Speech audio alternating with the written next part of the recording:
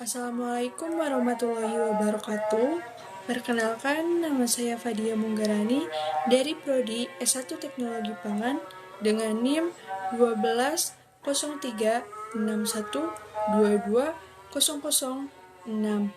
Di sini saya akan membahas tentang pasca panen dan komoditas bahan pangan. Pasca panen merupakan tindakan yang dimulai dengan pemungutan hasil bumi yang kemudian diolah dengan cara tertentu hingga sampai tahap siap dipasarkan. Tindakan pasca panen bisa dimaknai dengan memproses hasil panen mulai dari proses yang pertama, perontokan. Pada jenis tanaman tertentu, hasil yang didapatkan harus dirontokkan terlebih dahulu untuk dapat digunakan. Umumnya, perontokan dapat dilakukan secara manual. Namun, sekarang sudah banyak tersedia perontokan menggunakan mesin atau mekanik lainnya. Kedua, pengangkutan. Pengangkutan adalah sebuah proses memindahkan hasil bumi dari ladang ke tempat pengolahan. Selanjutnya, entah itu ke tempat pengeringan atau penyimpanan. Yang ketiga, pengeringan. Proses pengeringan sangat diperlukan untuk menjaga kualitas hasil tanaman. Pengeringan dilakukan untuk mengurangi kadar air yang masih tersimpan pada buah atau sayuran. Tindakan ini dilakukan untuk mencegah timbulnya jamur. Keempat, penyimpanan. Setelah dikeringkan, hasil olah biasanya disimpan sampai waktu tertentu. Metode penyimpanan dapat dilakukan dengan berbagai cara, tergantung pada kondisi lingkungan dan tempat. Yang kelima, penggilingan. Beberapa komoditi membutuhkan penggilingan untuk memisahkan dari kulitnya. Tindakan penggilingan bertujuan untuk mengeluarkan biji dari wadah yang menutupinya. Proses penggilingan dapat dilakukan secara manual maupun mekanik. Penanganan pasca panen. Penanganan pasca panen merupakan tindakan pengolahan hasil panen dengan tujuan akhir untuk dipasarkan kepada konsumen. Penanganan pasca panen mencakup yang pertama, pengeringan, kedua, pendinginan, ketiga, pembersihan, keempat, pensortiran, kelima, penyimpanan, dan keenam, pengemasan. Komoditas bahan pangan terbagi menjadi dua. Yang pertama, komoditas bahan pangan nabati. Bahan pangan nabati merupakan bahan-bahan makanan yang berasal dari tanaman atau bahan makanan yang diolah dari bahan tanaman. Yang termasuk ke dalam komoditas bahan pangan nabati adalah yang pertama, beras, kedua, jagung, ketiga, kedelai, keempat, ubi kayu, kelima, kacang tanah, keenam, ubi jalar, ketujuh, sayuran, kedelapan, buah-buahan, kesembilan, gula putih, dan yang ke-10 ada minyak goreng. Karakteristik bahan pangan nabati terbagi menjadi dua. Yang pertama, berdasarkan tekstur dan fisik. Berdasarkan tekstur dan fisik terbagi menjadi 5. Yang pertama, bertekstur lunak, yaitu sayuran dan beberapa buah-buahan, diantaranya pepaya, mangga, pisang, dan lain-lain. Yang kedua, bertekstur keras, yaitu umbi-umbian dan beberapa buah-buahan, diantaranya apel, pir, salak, dan lain-lain. Yang ketiga, bertekstur ulet, yaitu batang dan akar tumbuhan, diantaranya akar teratai. Yang keempat, bertekstur rapuh, yaitu gaplek dan jagung pipilan. Dan yang kelima, bertekstur kenyal, yaitu beberapa jenis buah-buahan tertentu. Kemudian berdasarkan rasa, yang pertama rasa manis, yaitu pepaya, pisang, jambu, kelengkeng, rambutan, melon, semangka, dan pir. Yang kedua rasa asam, yaitu markisa, kedongdong, jeruk, dan asam jawa. Dan yang ketiga rasa pahit, yaitu daun pepaya, pare, kakao, dan kopi. Kemudian yang kedua ada komoditas bahan pangan hewani. Bahan pangan hewani merupakan kelompok pangan yang bersumber dari hewani. Dua jenis kelompok sumber hewani diantaranya kelompok darat dan kelompok perairan. yang termasuk ke dalam komoditas bahan pangan hewani, yaitu yang pertama ada milk, yaitu susu. Kedua ada fish, yaitu ikan. Ketiga ada egg, yaitu telur. Keempat ada chicken meat, yaitu daging ayam. Dan yang kelima ada beef, yaitu daging sapi. Karakteristik dari bahan pangan hewani adalah bahan pangan hewani bersifat lunak dan lembek sehingga mudah terpenetrasi oleh faktor tekanan dari luar. Karakteristik masing-masing bahan pangan hewani sangat spesifik sehingga tidak bisa digeneralisasi. Bahan pangan hewani pada umumnya merupakan sumber lemak dan protein. Sekian dan terima kasih. Mohon maaf apabila banyak kesalahan. Wassalamualaikum warahmatullahi wabarakatuh. Assalamualaikum warahmatullahi wabarakatuh. Perkenalkan, nama saya Resti Putri Hasani dari Prodi Teknologi Pangan. Pengolahan pasca panen adalah salah satu upaya untuk meningkatkan nilai tambahan dari produk perkebunan. Nilai tambahan komoditas dapat ditingkatkan melalui diverifikasi produk olahan dan peningkatan mutu. Bahan pangan nabati adalah bahan pangan yang dihasilkan oleh tumbuhan yang dapat dikelola oleh manusia maupun secara langsung ataupun setelah diolah. Bahan pangan ini mengandung gizi zat besi, karbohidrat, dan kalsium. Bahan pangan hewani merupakan bahan-bahan yang berasal dari hewan atau olahan yang bahan dasarnya berasal dari hasil hewan. Contohnya bahan pangan hewani adalah daging, susu, telur, dan ikan. Karakteristik bahan pangan nabati adalah sebagai berikut: memiliki daya awet yang tinggi, cenderung terhadap tekanan dan tidak mudah rusak. Selain memiliki protein dan lemak, bahan pangan nabati ini memiliki sumber karbohidrat, mineral, dan vitamin.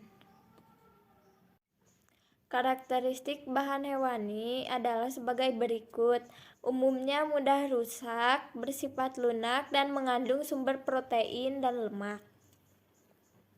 Penanganan pasca panen adalah hasil tanaman pertanian segera setelah pemanenan. Penanganan pasca panen mencakup pengeringan, pendinginan, pembersihan, penyortiran, penyimpanan, dan pengemasan. Sekian dan terima kasih. Mohon maaf bila ada kesalahan. Assalamualaikum warahmatullahi wabarakatuh. Assalamualaikum warahmatullahi wabarakatuh. Selamat pagi dan salam sejahtera untuk kita semua. Perkenalkan, nama saya Rini Harningsih dari Prodi Teknologi Pangan.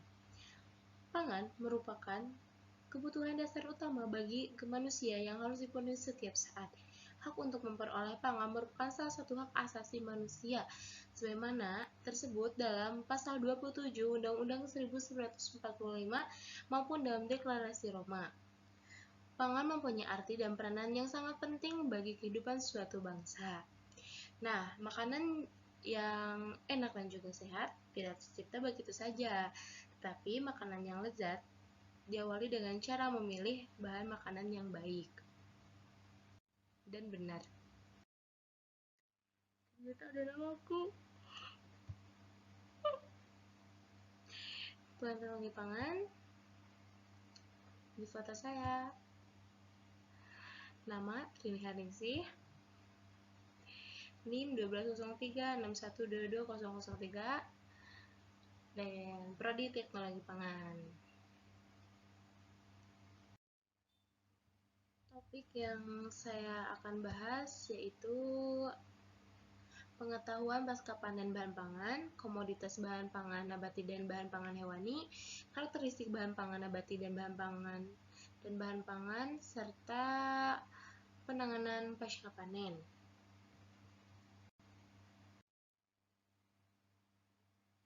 Pengetahuan pasca panen bahan pangan. Ada pengertian. Pasca panen merupakan penanganan hasil tanaman segera setelah dilakukannya panen. Nah, jadi setelah tanaman itu dipetik atau diambil, langsung dilakukannya penanganan. Selanjutnya ada rantai pasca panen yang dimulai dari petani produsen, pengumpul, pengecer, dan konsumen. Nah, dari petani produsen ini petani yang menghasilkan bahan pangan. Selanjutnya ke pengumpul, itu pabrik atau orang yang membeli hasil tanaman tersebut, dan pengecer menjual hasil tanaman yang dari pengumpul secara eceran di pasar. Selanjutnya ke tangan konsumen dan ke tangan konsumen. Nah, kegiatan pasca panen meliputi sortasi, penyimpanan, pengolahan, pengemasan, dan pengangkutan. Sortasi ini itu kegiatan pasca panen yang bertujuan untuk memilih kembali sayuran yang baik, layak dikonsumsi, tidak busuk, dan tidak cacat. Penyimpanan bahan pangan disimpan ada beberapa cara yang dilakukan, itu dengan suhu rendah dan timbunan es. Selanjutnya, pengolahan bahan pangan diolah menjadi berbagai macam olahan pangan. Selanjutnya dikemas dan pengangkutan. Ada komoditas bahan pangan nabati dan bahan pangan hewani. Nah, komoditas bahan pangan meliputi sayur, buah-buahan, serealia sejenis gandum, beras, oat, terus umbi-umbian, minyak, lemak, serta gula. Gula dihasilkan dari tebu atau nira. Misalnya gula putih, gula merah, ataupun gula cair. Komoditi yang selanjutnya yaitu komoditi pangan hewani, dibagi menjadi dua jenis kelompok, yaitu perairan dan darat. Nah, kelompok darat meliputi unggas. Nah, unggas ini sendiri hewan yang diternak untuk diambil dagingnya atau telurnya, seperti ayam, itik, burung puyuh, terus kalkun. Terus ada telur, susu, ikan, kerbau. Ikan termasuk ke kelompok perairan. Daging sapi, terus domba. Nah, kelompok perairannya meliputi crustacea, yaitu udang, lobster, kepiting, moluska, cumi. Moluska itu ada cumi-cumi, gurita, dan kerang. Yang selanjutnya ada karakteristik bahan pangan nabati dan bahan pangan hewani, yang meliputi biologi dan fisiologi, sifat yang erat kaitannya dengan aktivitas seperti aktivitas metabolisme, fotosintesis, respirasi, klimaterik, dan kelayuan. Fotosintesis merupakan proses metabolisme yang mempergunakan karbon dioksida dari udara dan air dari dalam tanah dengan bantuan sinar matahari dan klorofil atau zat hijau dari daun. Nah, untuk menghasilkan karbohidrat. Respirasi ini juga termasuk proses metabolisme, yaitu proses pembakaran atau pembongkaran makromolekul karbohidrat, protein, lemak menggunakan karbon dioksida dan air. Ini mah proses respirasi dapat berlangsung secara aerobik, berlangsung dengan adanya oksigen dari udara, dan anaerobik terjadi karena tidak ada oksigen dari udara atau oksigen yang ada sangat sedikit. Proses respirasi anaerob bisa dikenali dengan fermentasi. Terus ada klimaterik. Klimaterik ini yaitu lonjakan respirasi menjelang tahap pematangan atau perubahan warna, cita rasa, tekstur yang mencolok terhadap bahan pangan. Contohnya pada buah apel, aprikot, avocado, buah persik, blueberry, kiwi. Nah, itu tuh mengalami proses klimaterik karena ada perubahan pada warna, terus cita rasa, dan teksturnya. Kelayuan. Kelayuan ini yaitu pelayuan periode di mana proses anabolisme, sintesa, biokimia mulai surut dan proses katabolisme atau penguraian degradatif mulai mendominasi, sampai akhirnya menuju pada proses penuaan atau aging dan kematian sel-sel dan jaringan.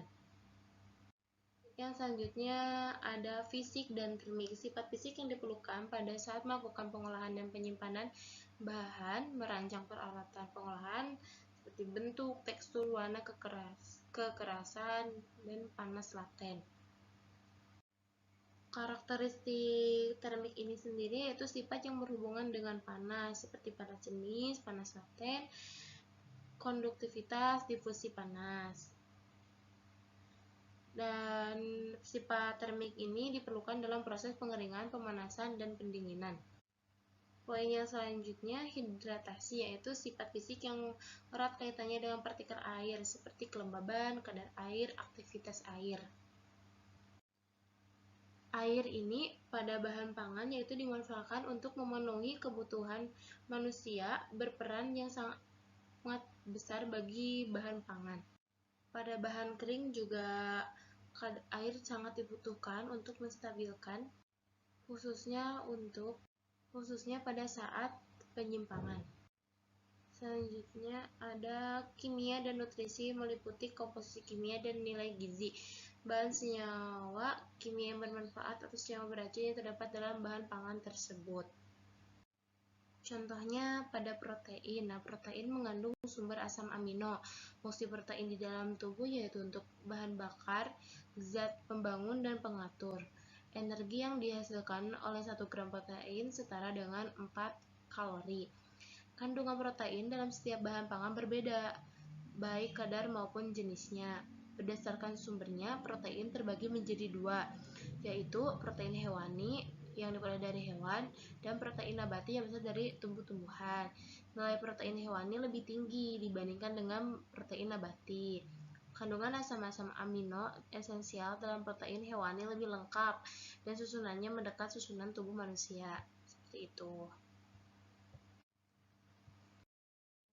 Yang selanjutnya, karakteristik bahan pangan hewani meliputi sifat fisik, tetapi setiap hewan memiliki sifat fisik yang berbeda tergantung tingkat kesegarannya. Dan sifat fisik sebagai sifat atas karakteristik yang mendeskripsikan secara fisik bahan pangan. Contohnya tekstur, warna, aroma. Yang terakhir itu penanganan pasca panen yang meliputi pemanenan, perontokan, pembersihan, pengeringan, serta pengemasan atau pewadahan. Nah, bahan pangan yang telah dipanen yaitu langsung dilakukan perontokan. Perontokan ini dilakukan dengan cara diirit, dipukul, atau menggunakan alat perontok, yaitu pedal thresher untuk menghindari butir kuning, semisal di padi. Nah, selanjutnya itu pembersihan untuk menghilangkan kotoran, butir hampa, dan benda asing. Yang selanjutnya pengeringan. Pengeringan dilakukan penjemuran menggunakan alas pada sinar matahari penuh. Selanjutnya dikemas. Nah, pengemasan ini untuk memudahkan pengangkutan atau penanganan, penyimpanan, mempertahankan mutu. Serta wadahnya harus bersih, kuat, tidak bocor, dan bebas hama, misalnya karung goni, bogor, atau bakul.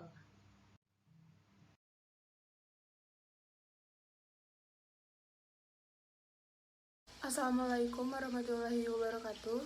Perkenalkan, nama saya Dina Auliana Aini dengan NIM 120361220007 dari Prodi S1 Teknologi Pangan, mata kuliah Pengantar Teknologi Pangan. Di sini saya akan menjelaskan mengenai pengetahuan pasca panen bahan pangan. Pasca panen yaitu berbagai tindakan atau perlakuan yang diberikan pada hasil pertanian setelah panen sampai komoditas berada di tangan konsumen. Komoditas pertanian setelah dipanen masih tetap merupakan jaringan hidup. Jaringan hidup menjalankan aktivitas fisiologis yaitu transpirasi dan respirasi.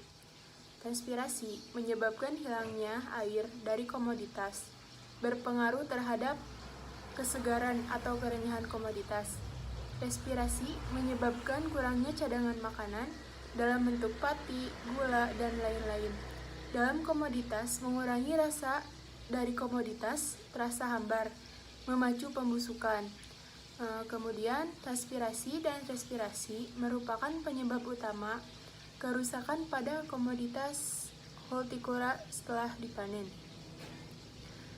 Selanjutnya ada pasca panen. Pasca panen ini dibagi menjadi 2. Yang pertama, pasca panen pengolahan primer dan pasca panen pengolahan sekunder. Untuk pasca panen pengolahan primer, Perlakuan dari mulai panen sampai komoditas dapat dikonsumsi segar atau untuk persiapan pengolahan berikutnya. Perlakuan ini tidak mengubah bentuk penampilan. Untuk pasca panen pengolahan sekunder, tindakan yang mengubah hasil tanaman ke komoditas atau bentuk lain. Tujuannya dapat tahan lebih lama atau pengawetan, atau mencegah perubahan yang tidak dikehendaki. Nah, ada pula komoditas bahan pangan. Komoditas bahan pangan ini ada bahan pangan nabati, bahan yang diperoleh dari dan berasal dari tumbuhan. Contohnya sayuran, buah-buahan, rempah-rempah, umbi-umbian, rumput laut, dan sterelia. Kemudian bahan pangan hewani, bahan yang diperoleh dan berasal dari hewan. Contohnya ada susu, telur, daging, dan ikan. Karakteristik bahan nabati. Ada karakteristik agronomis merujuk pada pengelompokan bahan pangan nabati berdasarkan bentuk, wujud, dan bagian tertentu dari fisiknya tanaman yang dapat dimanfaatkan sebagai bahan pangan. Misalnya padi, gandum sebagai kelompok serealia. Nah, ini adalah contoh bahan pangan.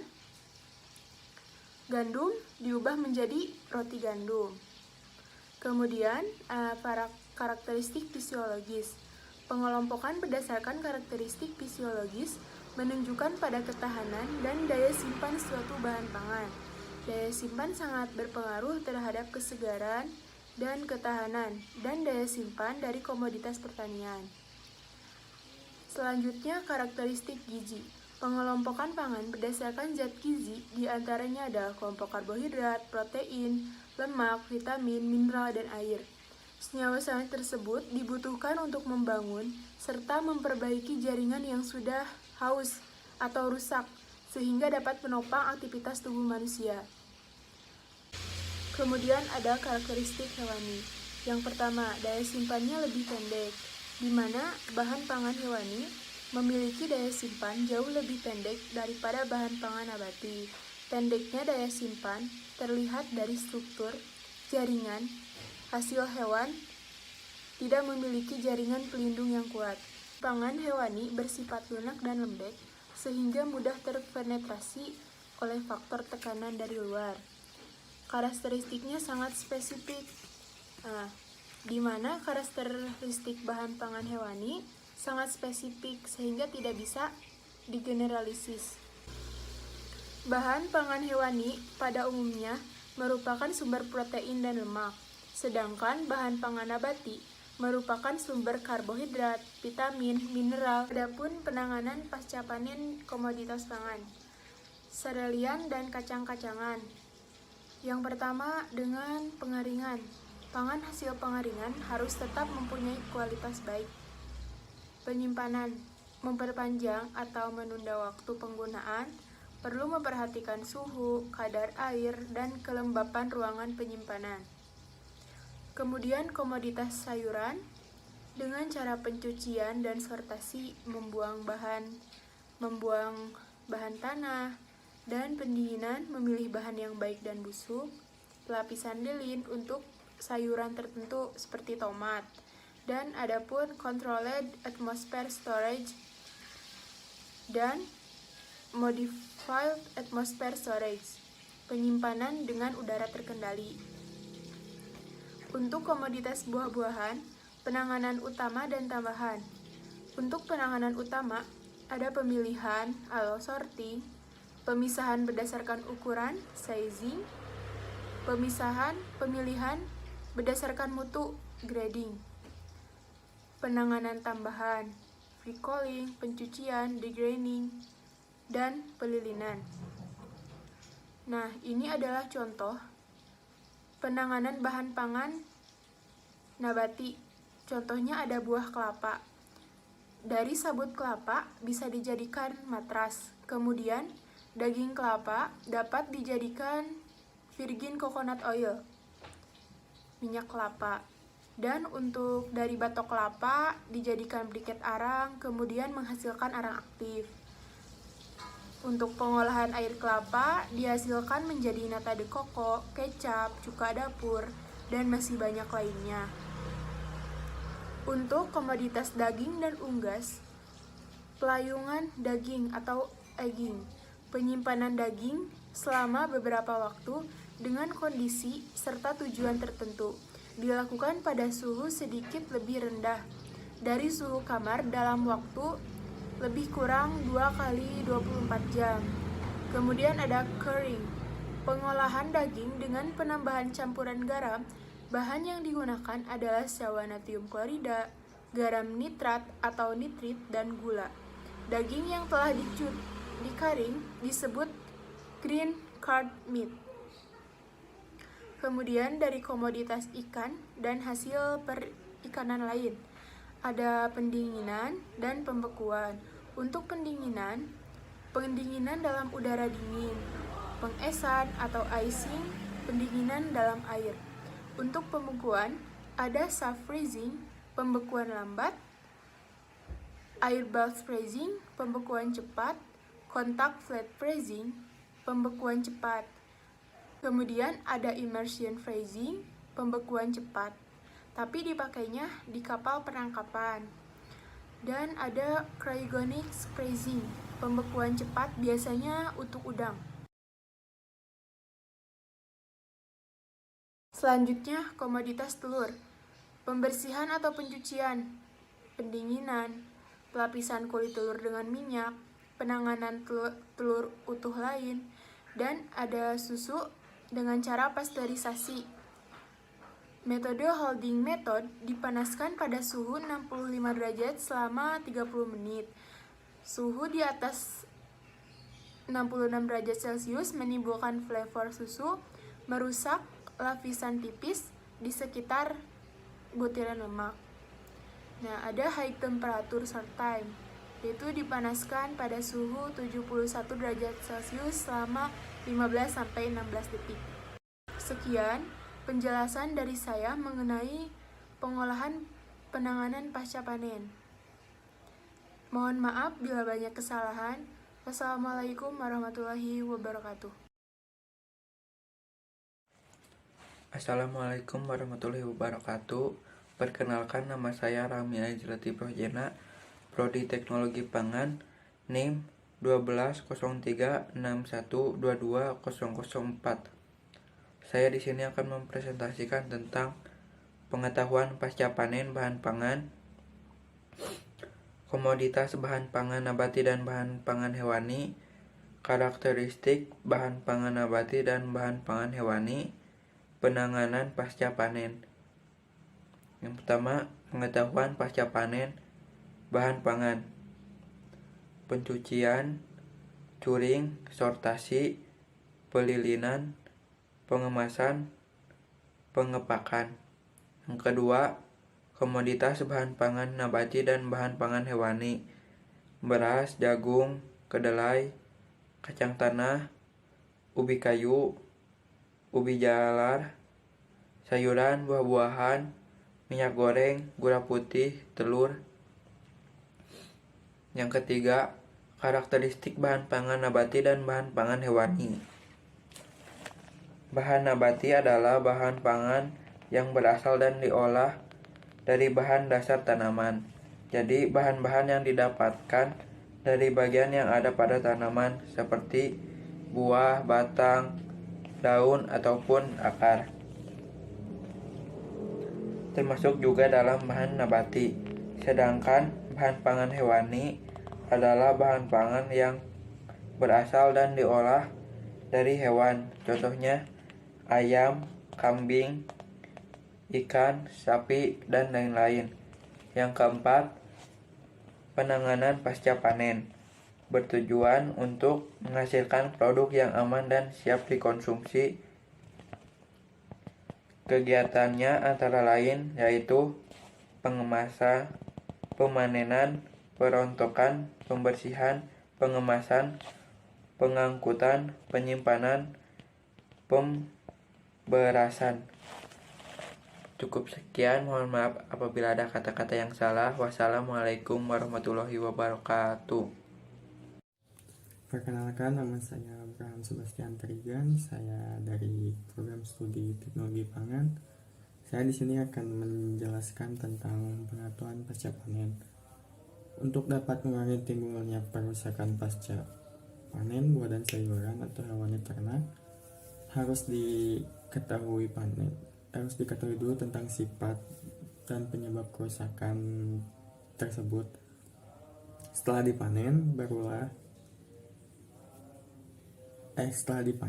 dan sayuran atau juga hewan ternak tersebut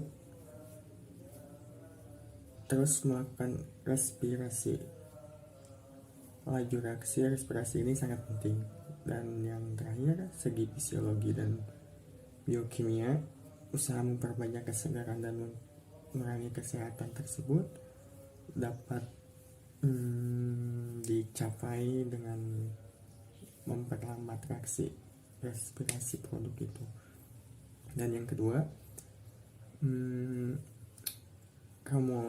komoditas bahan pangan nabati dan hewani itu, yang pertama dari bahan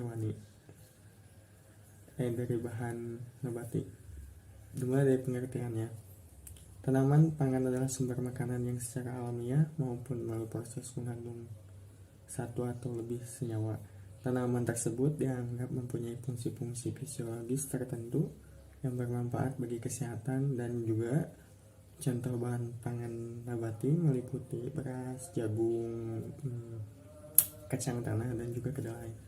Dan untuk bahan pangan hewani, pengertiannya yaitu bahan pangan hewani merupakan kelompok pangan yang bersumber dari kelompok hewan, dan itu dua jenis kelompok sumber hewani di antara kelompok darat dan juga kelompok perairan. Contohnya bahan pangan hewani itu: satu, daging sapi; yang kedua, daging ayam; yang ketiga, telur; dan juga yang keempat itu ikan. Dan yang ketiga yaitu karakteristik bahan pangan. Dimulai dari bahan pangan hewani. Bahan pangan hewani umumnya mudah rusak, umumnya bersifat lunak, tidak tahan benturan dan juga tekanan. Sifat setiap bahan sangat spesifik dan sangat sulit digeneralisasikan.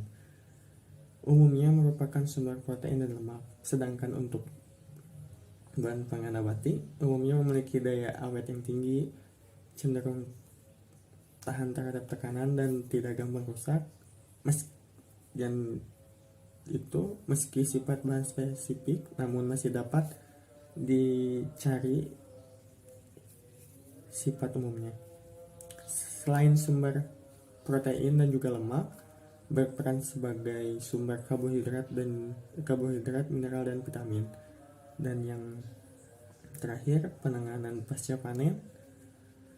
Pada umumnya, bahan pangan setelah dikeluarkan dari tumbuhan, baik disembeli atau dipanen atau juga dipancing atau dijala, bersifat mudah busuk. Hal ini disebabkan bahan pangan itu masih hidup. Dengan penanganan yang baik, proses pembusukan dapat diperlambat. Oleh karena itu, penanganan pasca panen memegang peranan penting tidak hanya dalam menjaga kesegaran bahan, tetapi juga mempertahankan gizi bahan tersebut seoptimal mungkin. Sekian dari saya. Assalamualaikum warahmatullahi wabarakatuh.